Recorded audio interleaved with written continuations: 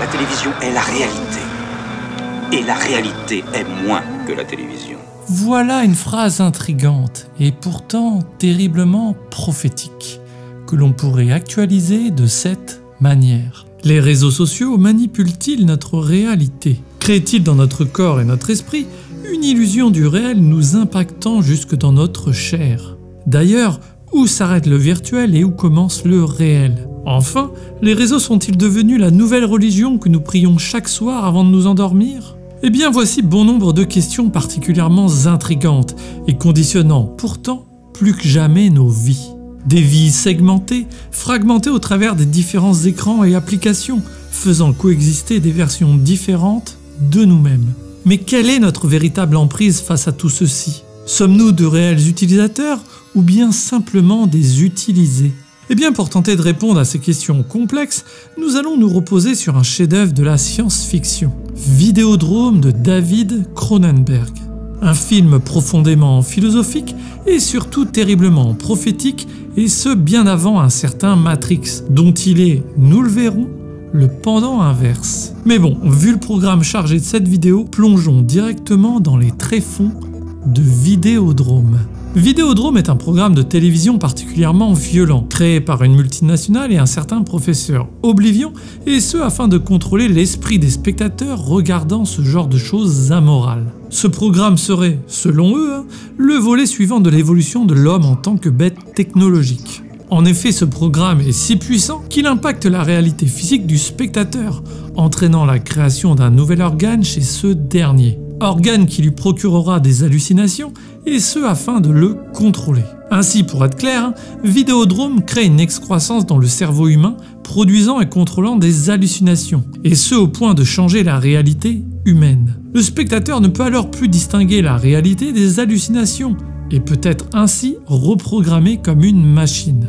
Et pour ne rien arranger à tout ceci, leurs hallucinations vont devenir bien réelles. Vidéodrome, que j'ai extrêmement résumé ici pour ne pas vous gâcher son visionnage, est très clairement un film dense, au scénario fouillé et pouvant donner lieu à de multiples interprétations.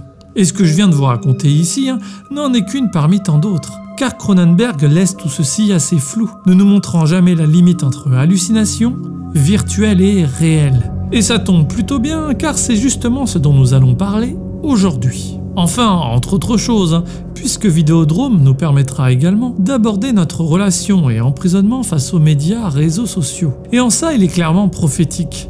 Il critique aussi la religion, nous parle du futur de l'évolution humaine, de transhumanisme, de la manipulation des masses et bien sûr d'une question aussi vaste que « qu'est-ce que le réel ?» Et c'est en ça qu'il est un peu l'anti-Matrix. Mais avant de plonger dans cette question aussi philosophique, commençons par ce qui semble être le plus évident dans le film et le rend ainsi prophétique. Notre relation face aux médias et réseaux sociaux et leur irruption et colonisation de notre vie privée. À la fin, il était convaincu que la vie publique et la télévision étaient plus réelles que la vie privée de la chair elle-même. Alors tout d'abord, il faut savoir que Vidéodrome est sorti en 1984, à un moment où la population commence à déserter les salles de cinéma pour passer un nombre d'heures croissantes passives devant la télévision, à tous regarder les mêmes programmes et entraînant inévitablement une uniformisation des masses. Et là, si le sujet vous intéresse, eh bien je vous renvoie à ma vidéo « Sommes-nous libres de nos goûts ?» Bref, il s'agissait là également d'une période où certains, comme David Cronenberg, commencent à s'inquiéter de la colonisation des médias dans notre espace privé, conduisant dans ce cas précis à la réalisation d'un film d'anticipation. Et la manière dont celui-ci ouvre son film avec une chaîne de télé, Civic TV, prononçons cette phrase « Civic TV, celle que vous emmenez dans votre lit », nous montre d'emblée l'intrusion du média dans notre vie privée, où celui-ci nous accompagne même jusque dans nos lits, pour nous annoncer le programme de notre journée de travail. Et qui aujourd'hui ne s'endort pas le téléphone à la main, regardant des vidéos, nous déconnectant de la réalité présente et entraînant la digestion de nos vies sociales et privées par la sphère médiatique. Sans compter les réseaux sociaux, évaporant toute frontière entre privé et public, réel et virtuel. Et pour illustrer ceci, Cronenberg utilise principalement le professeur Oblivion au travers de ses différentes phrases. Bientôt, chacun de nous sera obligé de changer de nom. Ces nouveaux noms seront destinés à résonner dans le tube cathodique. Vous pourriez apprendre beaucoup de choses, vous croyez pas? Ah oui. Bien sûr, ceci fait directement écho à tous nos pseudonymes internet d'aujourd'hui. Nous créons une identité virtuelle, nous dédoublant finalement de notre chair, de notre corps pour nous créer un double pas tout à fait identique à nous, vivant une vie virtuelle. Et quand je dis pas tout à fait identique, je parle ici bien sûr de la manière dont nous utilisons les réseaux sociaux dans un ego trip où nous cherchons généralement à mettre en scène notre vie, déformant ainsi la réalité pour en montrer une version que l'on a choisie, exacerbant certains côtés de nous-mêmes et contribuant à une perte de complexité du réel perçu, nous enfermant donc dans le manichéisme et les boucles algorithmiques qui en sont friandes. Et ce, comme le fait également la télévision bien sûr, en choisissant ses sujets, ses angles d'attaque pour un parti pris particulier. Et c'est en ça qu'aujourd'hui cette technologie a colonisé nos vies, effaçant la frontière entre vie privée et vie publique, influençant jusqu'à nos faits et gestes quotidiens et journaliers, et ce pour les mettre en scène. D'ailleurs, le professeur ajoute « La télévision est la réalité. Et la réalité est moins que la télévision. » expliquant totalement ce que l'on vit aujourd'hui, où tout ce qui est vu dans un écran a plus de valeur que la réalité elle-même. Cela peut d'ailleurs s'observer quand, d'une manière irraisonnée, nous préférons laisser nos yeux rivés sur nos téléphones, plutôt que de profiter de la réalité s'offrant à nous. Ou encore quand nous nous fions à la réalité déformée que nous offrent nos écrans, en plein air de fake news et autres théories du complot. Et Cronenberg utilise plusieurs fois cette idée dans le film, où nous découvrons un personnage d'abord au travers d'un écran, plutôt qu'en réalité, illustrant que la télé et les réseaux sociaux sont bien plus réels que la réalité, en tout cas pour le spectateur. Et d'ailleurs, le professeur Oblivion étant déjà mort, n'existe plus qu'au travers de cette télé, le rendant immortel et lui faisant accéder à une réalité qu'il a quittée et auquel il n'a plus accès. Ainsi, quand s'arrête la chair et où commence le virtuel ? C'est également une question cruciale que se pose Cronenberg dans Vidéodrome et que nous allons développer un petit peu plus tard. Mais Cronenberg critique également notre rapport de consommateur passif face à la télévision et donc aux réseaux sociaux où nous reproduisons ce que celle-ci nous dicte, bien souvent par la publicité. Et là on pourrait également penser à l'uniformisation des contenus sur YouTube, Instagram, TikTok et j'en passe, où nous reproduisons à l'infini ce que les autres font, et ce dans un espoir de reconnaissance, allant pourtant totalement à l'encontre de celle-ci. Car comment sortir du lot quand nous en faisons partie ? Nous renvoyons directement à la notion de manipulation des masses, par mimétisme, reproduction sociale, etc. Nous allons utiliser le canal 83, Max. C'est lui qui va avoir le grand honneur de retransmettre Vidéodrome. Je crois que ce sera extrêmement populaire. La manipulation des masses par les médias et les multinationales est l'un des thèmes marquants abordés par le film. En effet, alors que le professeur Oblivion a mis au point un signal permettant de toucher le public au travers de la télévision, ses partenaires, et notamment Barry Convex, décident de le tuer afin d'utiliser ce signal à des fins bien plus sombres en manipulant les masses. Ils expliquent ainsi que si le signal est inséré au sein d'un programme violent, c'est tout simplement car cette violence touche plus profondément le système nerveux, permettant au signal de mieux pénétrer dans notre système reptilien. C'est pourquoi, par exemple, Max hallucine la présence de Nikki dans son casque VR pour une séance de sadomasochisme, lui permettant d'ouvrir ainsi ses neurones au mieux. Et pour mieux comprendre tout ceci, il faut s'intéresser aux théories de Marshall McLuhan. Celui-ci était un théoricien de la communication et fondateur des études contemporaines sur les médias. Il était également l'enseignant de Cronenberg, dont les théories l'ont marqué au point de créer le professeur Oblivion à partir de ce dernier. En effet, McLuhan, connu pour avoir prononcé la fameuse et énigmatique phrase « le média et le message », a énormément insisté tout au long de ses recherches sur l'aspect sensoriel de la technologie. Une technologie utilisant nos sens, vue, oui, toucher, etc.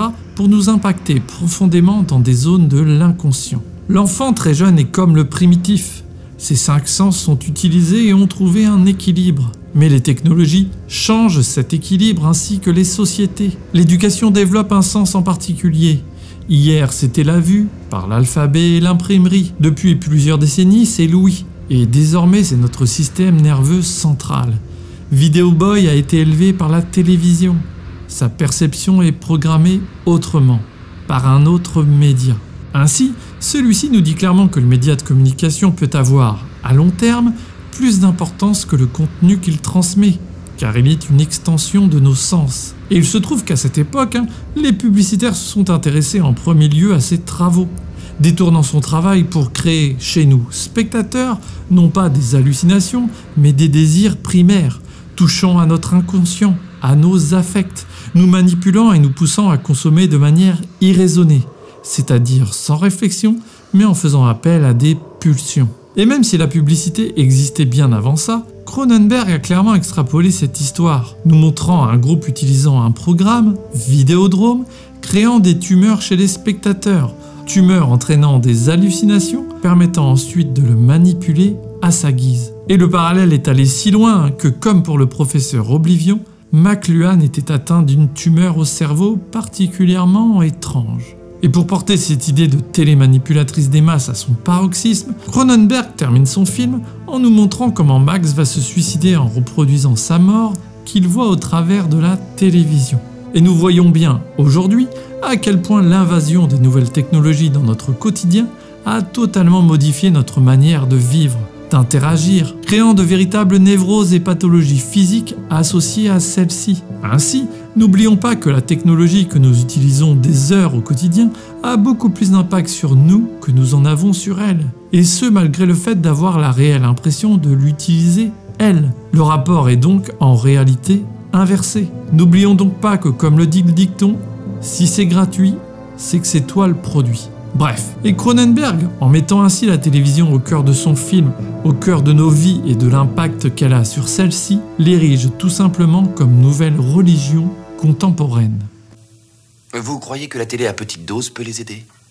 Regarder la télé les remettra en forme pour revenir dans la table de mixage du monde. C'est évident. En effet, il fut un temps où les crucifix, portraits de Jésus ou tout autre symbole religieux ornaient le centre de nos pièces, comme la chose la plus importante dictant bien souvent nos modes de vie sous des codes notamment moraux. Et il apparaît très clairement que Cronenberg nous délivre ici le message suivant. La télévision, et donc les réseaux sociaux, prend la place de cette religion pour s'ériger à son niveau, trônant au centre de nos pièces et nous dictant à son tour nos faits et gestes. Et je vous laisse vous-même à refaire ce parallèle avec nos téléphones, trônant toute la journée dans nos mains et créant, telle une religion d'applications polythéistes, de multiples icônes que nous suivons religieusement et que nous hissons au rang de prophètes à suivre coûte que coûte. Et ce parallèle semble plus que clair lorsque l'on découvre la mission du tube cathodique, où des SDF viennent au sein d'une organisation qui semble tout à fait religieuse, et ce non pas pour manger, mais pour prendre leur dose quotidienne de télévision et les aider à se rattacher à la table de mixage du monde, érigeant vraiment la télé au niveau d'un dieu dont il faudrait venir prier chaque jour. Et pour faire une petite parenthèse, et en revenir à la place des médias et réseaux sociaux dans nos vies, ici Cronenberg montre bien à quel point toute personne ne possédant pas de télévision ou aujourd'hui de téléphone va être désociabilisée et aura besoin de sa dose quotidienne pour exister, comme humain à part entière aux yeux de la société. Une soumission à la norme pour exister dans le groupe. Et une fois de plus, si ce sujet vous intéresse, je vous renvoie cette fois à mon analyse d'Édouard aux mains d'argent, le fameux chef-d'œuvre de Tim Burton, abordant parfaitement le pouvoir fascisant du conformisme. De plus, il apparaît que Max incarne, en quelque sorte, un Christ des temps modernes, ou du moins traversant un chemin de croix. En effet, ce dernier meurt tel un martyr, où l'on peut dire qu'il obtient les stigmates de la télévision. Ces stigmates incarnant physiquement les transformations sociales et existentielles qu'implique ce nouveau média. Une transformation dont on ne se rend pas compte dans le réel, mais que Cronenberg incarne dans la chair, et qui bien sûr est au cœur de toute sa filmographie, mais qui est également un élément central de la religion catholique. Enfin, quand Nikki, au travers de la télévision, dit à Max, à la fin du film, qu'après la mort il y a autre chose, que ce n'est pas la fin, elle incarne très clairement une télévision divine, reprenant un des préceptes forts des religions, qu'après la mort existerait un paradis où nous vivrons heureux éternellement et que notre enveloppe charnelle n'était qu'une étape, et ce avant d'atteindre un niveau supérieur. Max devient donc la nouvelle chair, une sorte d'étape nouvelle dans l'évolution où nous aurons fusionné avec le média. Et c'est là l'un des thèmes passionnants qu'aborde Cronenberg dans son film. Quelle sera la prochaine évolution de l'homme et comment la technologie comme environnement extérieur va influencer et contribuer cette évolution. L'enjeu de notre évolution cérébrale va se dérouler dans l'arène de la vidéo, le vidéodrome. Alors pour cette partie, je ne voudrais pas en dire trop, car j'ai un autre film parfait pour parler de ce concept de l'évolution future de l'homme. Toutefois, comme vous le savez, nous sommes des êtres faits d'ADN, vivant dans un environnement et nous soumettant à ce que l'on appelle la sélection naturelle. Pour faire très simple, cela signifie que les individus possédant les caractéristiques génétiques les mieux adaptées à leur environnement seront sélectionnés. Et comme cet environnement change constamment, celui-ci devient, malgré lui, l'un des moteurs de l'évolution. Et ce qu'imagine Cronenberg dans Vidéodrome et dans notre relation à la technologie, est que celle-ci va non pas sélectionner ceux ayant les caractères les plus adaptés, mais va carrément créer chez nous la formation de nouvelles chairs, de nouveaux organes. Ainsi, Cronenberg s'interroge comment la technologie qui nous influence énormément de manière psychologique pourrait aller plus loin en modifiant physiquement notre corps, fusionnant la chair et l'outil. L'écran de télévision est la rétine de l'œil de l'esprit. C'est pourquoi l'écran de télévision fait partie de la structure physique du cerveau. Et c'est pourquoi tout ce qui apparaît sur l'écran de télévision est vécu par le spectateur comme une expérience primaire. Il imagine ainsi la formation d'une nouvelle chair en nous, permettant la création d'hallucinations, modifiant réellement la réalité, mais nous transformant en une sorte de machine programmable, ou plutôt reprogrammable. Un peu comme ce que peuvent nous faire les écrans par la force de l'image. C'est pourquoi il imagine ensuite de passer à une étape encore supérieure, en fusionnant totalement avec le média, débarrassé de notre corps, mais de manière plus rationnelle. Cronenberg nous montre à quel point la technologie devient une extension de nous-mêmes, et dont on ne se rend pas compte physiquement, mais qui est pourtant bien là. Bien sûr, cela résonne d'autant plus fort aujourd'hui avec les téléphones portables, où nous développons par exemple certaines maladies liées à leur utilisation trop intensive, et où ils sont surtout de véritables extensions de nous, renfermant nos souvenirs, nos envies, nos désirs, et ce tout en étant notre fenêtre vers un monde infini, créant une sorte de continuum entre notre réalité physique et la réalité virtuelle. Ainsi, quand s'arrête la chair et où commence le virtuel ? Eh bien, nous allons y venir. Mais tout d'abord, qu'est-ce que le réel ? Après tout, il n'y a rien de vraiment réel en dehors de notre perception du réel. Ce qui est extrêmement juste, puisque nous ne percevons qu'une certaine réalité, dépendante entre autres de nos sens. Pour illustrer ceci, un exemple tout bête. Nous sommes incapables d'entendre les ultrasons ou encore de voir les ultraviolets, qui pourtant existent bien. Et il y a bien d'autres exemples comme ceci. Ainsi, qu'est-ce que la réalité ? Et le traitement que réalise Cronenberg de cette question est particulièrement intéressant dans sa réalisation. Par exemple, sur les hallucinations de Max, Cronenberg ne nous donne jamais la réponse de s'il s'agit d'une hallucination ou du réel, métaphorisant la frontière poreuse entre réalité et virtuel dont le film est le sujet. Cronenberg incarne ici physiquement, dans la chair donc, les hallucinations ou tout ce qui est virtuel, nous montrant que finalement, différencier réel et virtuel n'a aucun sens, puisqu'il représente tout simplement un continuum. En effet, ce que l'on définit comme virtuel, comme Internet par exemple, semble être un non-sens, car bien qu'elle n'a pas de réalité palpable, encore que, eh bien celle-ci est pourtant bien réelle. Effectivement, quand vous êtes sur le net à faire ce que vous avez à faire, et à la rigueur, je veux pas le savoir. Tout ceci n'est pas une hallucination, mais bien la réalité. Bien sûr, quand vous incarnez un tueur dans un jeu, vous n'êtes pas en train de le faire réellement. Mais pour autant, ceci n'est pas virtuel. Vous êtes réellement en train d'incarner un tueur dans un jeu. Et c'est pourquoi je me sens proche de la vision de Cronenberg. Il n'existe aucune limite entre virtuel et réel, et c'est un non-sens que de les séparer.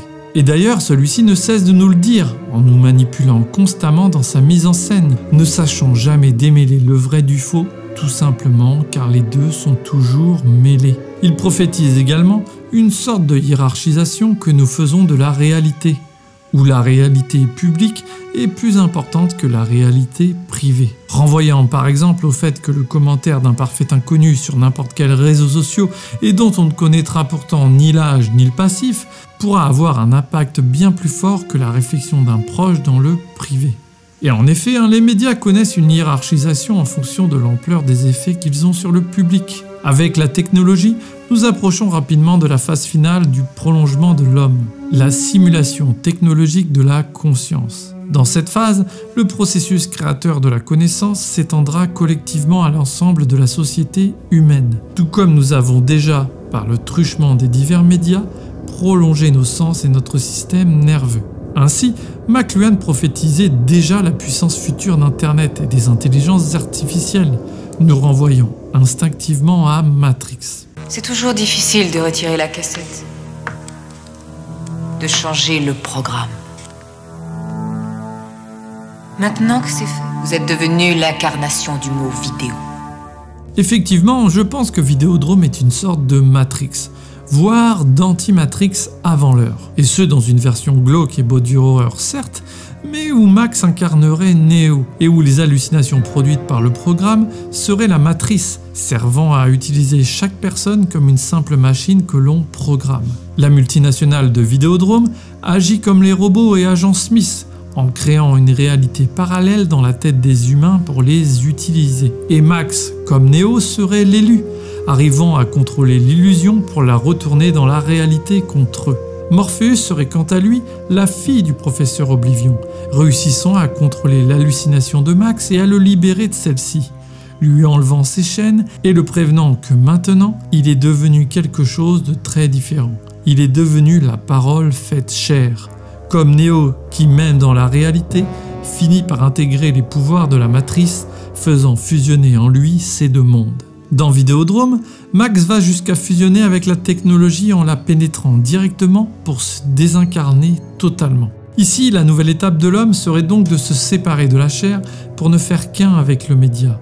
Là où dans Matrix, la technologie utilise à l'inverse notre chair comme source d'énergie. Et c'est ce qui, à mes yeux, érige Vidéodrome au rang d'anti-Matrix d'un point de vue philosophique, car il aborde les mêmes questions sans nous délivrer les mêmes réponses. De plus, Matrix est en grande partie influencé par les travaux de Baudrillard, qui s'est lui-même énormément inspiré de ceux de McLuhan, créant naturellement un continuum entre ces deux films. Alors, est-ce que les réseaux sociaux manipulent notre réalité ? Tu as pu voir que ton corps a déjà beaucoup changé, mais ce n'est que le commencement. Le commencement de la nouvelle chair. Au final, Vidéodrome, qui à l'époque semblait être un film futuriste, apparaît aujourd'hui tout simplement comme décrivant notre quotidien. De manière glauque, je vous l'accorde, où les médias, la technologie, nos vies privées et publiques sont toutes interconnectées et interdépendantes. Vidéodrome nous montre donc qu'il n'y a pas besoin de créer une réalité parallèle pour nous contrôler, mais que les médias et autres écrans s'insinuent déjà eux-mêmes dans la réalité, dans notre esprit pour le manipuler au mieux. Que le virtuel n'existe pas puisque tout est réel. Vidéodrome fait donc partie de ces films dérangeants, touchant à notre inconscient et nous donnant des pistes de réflexion sans pourtant imposer de jugement moralisateur. C'est une œuvre sans concession qui nous imprègne et dont la forme nous impacte sinon plus que le fond, comme l'explique McLuhan, le média et le message. Ainsi, ce n'est pas le contenu qui affecte le public consommateur d'un média, mais le canal de transmission lui-même. L'impression fut une réelle révolution, car l'imprimé en tant que média, transmettant une information de l'émetteur vers le récepteur, permit, en tant que média, je le rappelle, d'être plus rapide que la parole transmise de bouche à oreille jusqu'ici, mais également à l'information de parcourir une plus grande distance de manière constante. Et ce média induit automatiquement une société structurée autour d'un centre donneur d'ordre. Et aujourd'hui, avec Internet, cet ancien nouveau média, celui-ci nous apporte à chacun plus de connaissances que l'humanité n'en a jamais eu et renverse ce centre de donneur d'ordre par son fonctionnement horizontal. En tout cas, c'est ce qu'on peut croire. Malheureusement, et malgré la richesse que nous offre le net, nous concentrons notre activité que sur quelques plateformes, mettant en danger de manière croissante cette horizontalité, la neutralité du net et redonnant une toute-puissance à un centre donneur d'ordre sur nos vies. Car le média devient lui-même une structure agençant notre réalité. Ainsi, virtuel, réel, tout ceci ne forme donc qu'un continuum où le téléphone, la technologie, ne sont qu'une extension de nous-mêmes, l'extension visible du domaine de l'aliénation marchande et humaine. Une technologie qui, à l'image de toute bonne aliénation, nous contrôle, n'arrivant jamais à l'éteindre. Prisonniers de cette impression d'accéder aux connaissances, d'accéder au monde extérieur, d'accéder à l'autre. Alors qu'au contraire, elle ne fait, en grande partie, que de nous couper de notre propre monde. Un monde où nous devenons passifs, le regardant derrière l'écran, plutôt que d'y prendre part pleinement et ce même à une toute petite échelle. Bien sûr, tout n'est qu'une question d'équilibre, mais la structure même de cette technologie, de ces réseaux, de ces algorithmes, nous laisse-t-elle cette possibilité ? Rien n'est moins sûr. Et je rappelle que se croire libre est la plus grande des aliénations, celle sur laquelle se fondent toutes les autres. Alors bien sûr, il y aurait énormément de choses positives à retirer de tout ceci, que ce soit d'un point de vue social, d'éducation, de liberté d'expression, de représentation, de luttes diverses et j'en passe.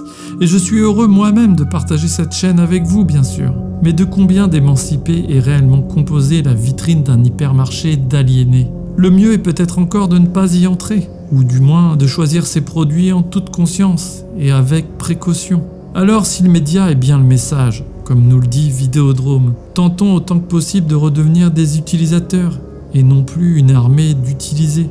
Évidemment, c'est un combat qui nous semble invisible, mais que nous devons pourtant mener dans notre chair, une chair bien réelle, qui je l'espère deviendra une chair d'émancipés. Alors longue vie à la nouvelle chair, et surtout n'oubliez pas que pour survivre, faut bouffer de la culture. Love.